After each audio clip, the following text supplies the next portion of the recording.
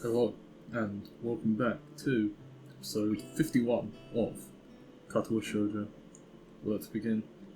The sound of my alarm is an unwelcome intrusion on the sleep that's been a battle to obtain. Doubt I've truly been asleep for more than an hour or two. Too much on my mind. Did I make the right choice, leaving the house yesterday? Did I manage to get Emmy to realise how unreasonable she's been? Am I ever going to manage to get her to stop being unreasonable? And his mum gave me a new perspective the other day, but I'm still not sure that it's the right perspective. She was hurt when I left yesterday too. I know that part of my conversation is going to have to include an apology about that. Right thing to do or not, I hurt her. I hurry down the track, eager to talk to Emmy. I think I know what I'm going to say, apologise for leaving, and go ahead from there. Unless, of course, Emmy doesn't show up, which from the looks of things seems like it's the case. It's been about 15 minutes since I got here, and there's no sign of her.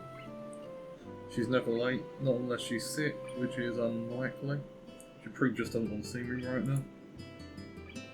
To take my mind off what that implies, I'll begin my warm-up routine and take off around the track. Clears my mind wonderfully for the half hour I'm running. Don't think about anything but the run. However, once I'm finished, and Emmy still hasn't shown up, I get a little worried. With any luck, the nurse will know where she is. If nothing else, I can see what he thinks I should do next. So, last night didn't go too well, I'll take it. Huh, you already know. I have my ways. It's not as if I've missed the distinct absence of your running partner this morning now, would I? No, suppose not. So, what happened? Don't you know already? Maybe, but I could be bluffing. Perhaps I prefer to get your side of the story before I give any advice. But we film the nurse in the events of last night, and he takes it all without changing expression once. Nothing about the whole event seems to surprise him. Although he does seem surprised when I say that I didn't follow Emmy. Chose to talk to her mum instead, huh? Smart move. I guess it didn't work out too well for you in the end. Well, I'm not sure. Emmy seemed apologetic when I left, or at least she seemed this way until she put up her defences again. The nurse sighs and spreads his hand conciliatory in a conciliatory gesture. Frankly, I'm surprised she let them down at all. Emmy's had a lot of practice on that score. You probably won't get anything else out of her. I don't believe you. Is that so? You think she'll tell the whole tale? I'd swear I just saw the nurse's eyes glitter a little. His expression is the same, but he leans forward ever so slightly. I think she'll open up if I ask her without being an idiot about it here. The nurse gives an enigmatic smile in my response and shrugs widely. He's enjoying his role a little too much.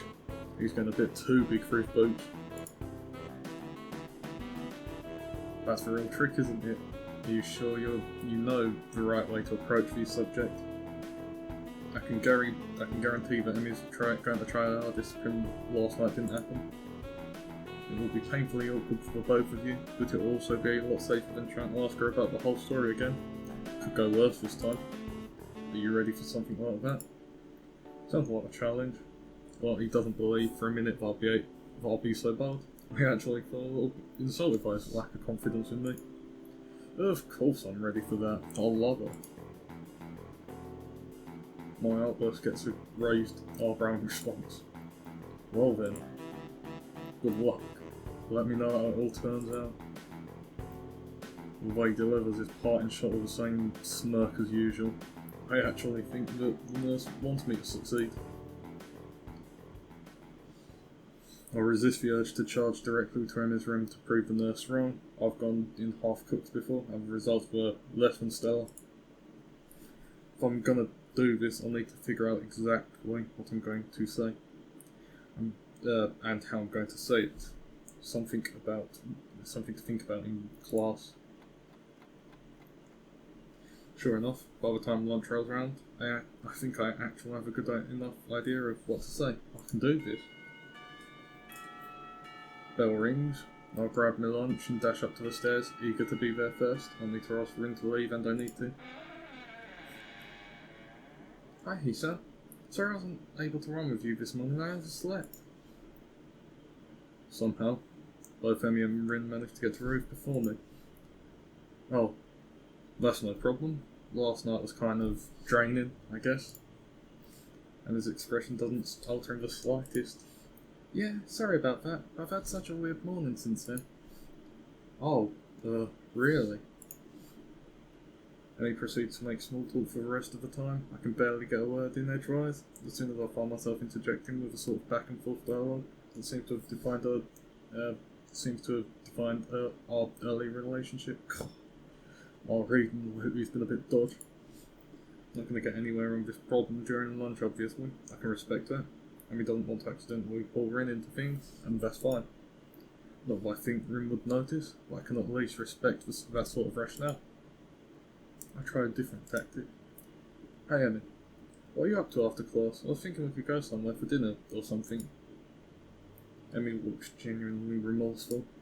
Sorry, Hisao. Promised for track captain I'd stick around after practice and help some of the other kids with their form.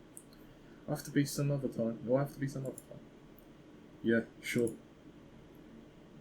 Honestly, not sure what to do now. Maybe diving into things the day after would be a bad idea anyway. You might still be angry about him not showing it. Besides, she got track team responsibilities, that's fine, right? Tell myself some variation of this theme the next day, and then the next. I'll wake up, run with Emmy, during which she refuses to talk about anything but the run and what she was doing the night before. Then lunch, where we sit and make small talk until the bell rings. And their responsibilities keep me from seeing her outside of school, maybe. Just maybe I'm letting it happen because it's safer this way, just like the nurse said. Except what may be safer, I'm feeling more and more wretched. Emmy doesn't look good when I see her anymore. Dark circles lurk under her eyes. She seems more and more distracted. I can't bring myself to ask her what's wrong, because the timing never seems right. I'm absolutely miserable.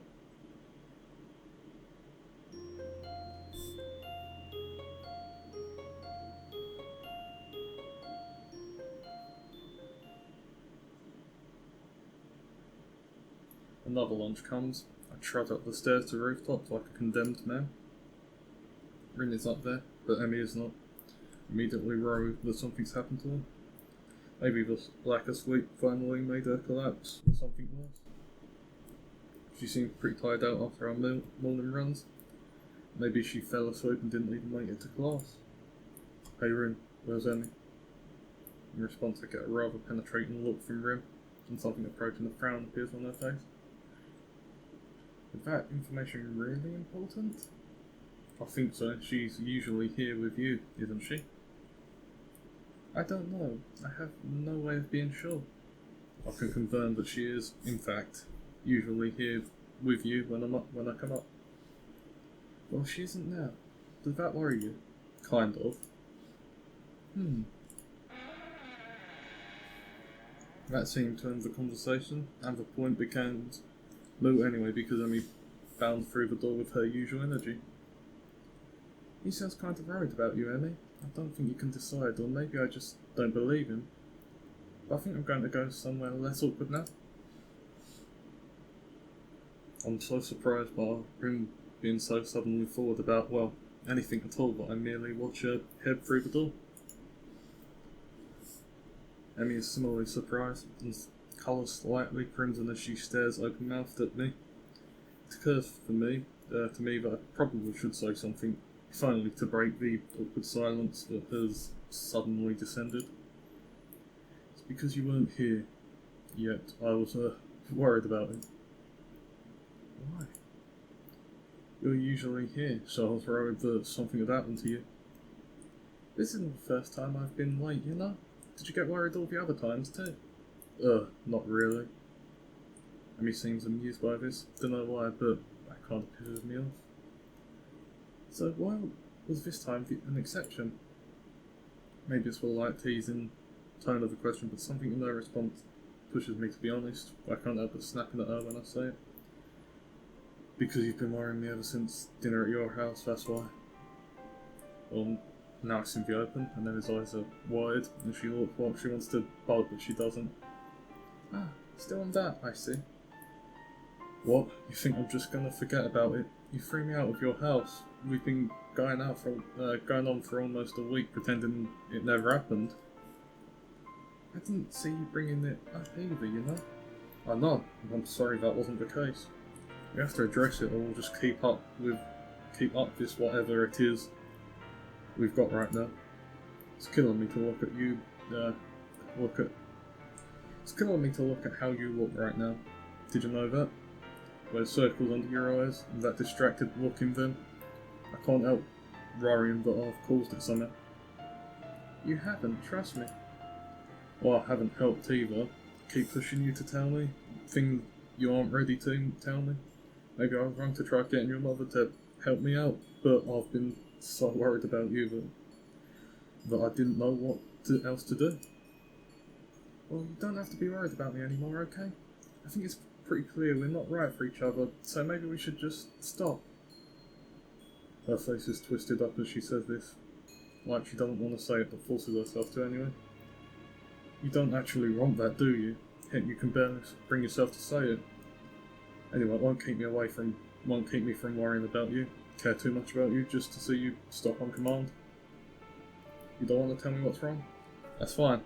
I won't stop trying to help you, even if it's just standing by you. Stop saying that. She's shaking now, as she looks at me. I can see she's afraid and frustrated and a million different things at once. I shake my head slowly and take a few steps towards her. You know what your mum told me? She told me that you'd never ask for help, because you know that you're strong enough to get through anything on your own, but that's not the full story, is it? Her eyes go wide and she takes a step back. I'll keep going because I think I finally figured it out. Something tells me I won't get another shot. I've put it off for far too long as it is. There's no harm in having someone help you, unless you're worried about needing help in the first place. You're scared, aren't you? Because of... I trail off because I don't know for certain what happened to his father, and I don't want to jump to conclusion. Well, never mind. It's okay to be afraid. You've been running from it, and from me for so long, even though, you know, eventually, you have to turn around and face your fear. And I'm not going to be there to help you when you do. I won't stop, because I don't think you'd want me to. You can understand that sort of determination, can't you? You can see that I've gone through to her, but she quickly falls back to anger to try and push me away again. Back on your white charger, Hisao. Gotta help the poor cripple face her emotional problems. What do you know about me? And what I've already had to face. You think 2 months of learning to walk again was fun? But I did it. And after I did that, I had to. For a moment it seemed as if she was going to say something else, but she cuts herself off. And after that, you don't think you can get past your fear, Emmy. I can't fathom what you've been through, but to come through and still be the sort of girl that you are, well, makes me think that you have even more strength than you think. So I'm not going to help you because I think you need rescuing. Don't want to be a knight rescuing the damsel in distress. But even knights helped each other out there, you know. Want to help you even though I know you can do it on your own. For a moment, Emmy looked like she's going to break down completely. But she doesn't. Tears run down her face. She stares at me steadily. Why are you trying so hard to help me? I'd say that it's because I owe you one for helping me out when we first met, but that wouldn't be the truth, is. Truth is, I just want you to be happy because I love you. Had I ever said that before? We've been in a relationship and it's been pretty obvious that I love her. But did I actually speak those words? What did you say? I'll say it again, savouring the feeling of being able to say it. Being able to say it and mean it. Emmy seemed stunned. I said I love you, Emmy. I love you, just you, and that makes me want to stand by you, no matter whatever you have to face. Wrapped in a fierce hug, then, as Emmy begins to sob against my chest, I'm so sorry. I'm so sorry about everything, but I'm so scared, Hisao. I'm so scared of losing you, and I love you too, but I can't lose you. I'm so sorry. I hold her quietly, shushing her, until she settles down. She steps back, a little more composed. will you come with me tomorrow, back to my house? There are some things I need to show you, if I'm going to do this. Of course. Maybe this time we can leave together, instead of separately. Emmy grinned, a sudden flash of brightness that seems more genuine than anything I've seen in the past week. Yeah, maybe. The lunch bell rings, and I curse at the universe's poor sense of timing. Are you free tonight? We can talk more then. Right. Emmy shakes her head. Sorry, Hisao, I'm still helping the track team. Plus, I don't think it would be good if we talk this overnight. I'm gonna be too tired to think properly. And I want to be able to tell you without screwing everything up, okay? You can wait, right? Even now, there's a bit of fear in her voice. I smile and rest a hand on her shoulder. Okay, I'll be waiting. Emmy gives me a quick kiss before she heads to the stairwell. Thanks, Hisao. See you tomorrow morning. Miss it. I head down the stairs with a feel of her lips on mine, suddenly aware of how much I've missed that sensation. I have to remember to thank Grim for letting us get to talk to one another. That's possible she won't even realise what she's done.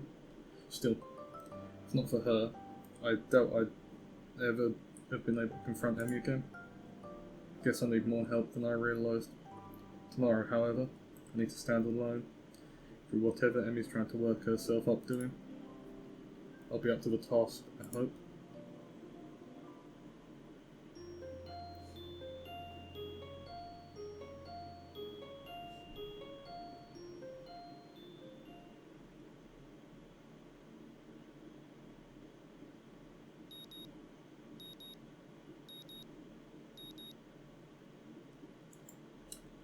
Thank you for watching this episode 51.